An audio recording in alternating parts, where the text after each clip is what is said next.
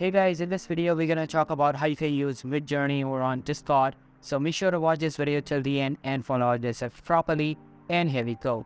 First of all, open up your browser of your choice and search for Midjourney. Open the first site and scroll down a bit. You will see a button named Join the Beta. At the top left, just click on it.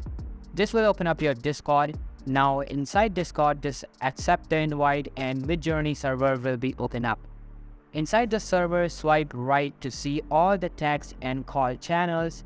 Join any of the text channel and swipe left to see the members. In the members list, you will see the Midjourney bot. Long press on it and open its profile. Then just click on Add to Server and it will ask for the authorization and the page will open up. Then select the server you want the Midjourney bot on and authorize it. After all the authorization, you can see that the bot has entered the server. To use this bot, simply type / and type imagine and autofill suggestion will show up.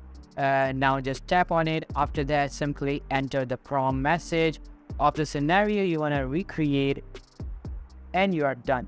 That's how you can use Midjourney over on Discord. Hope you liked the video. I'll be meeting you in the next one. See you soon. Bye.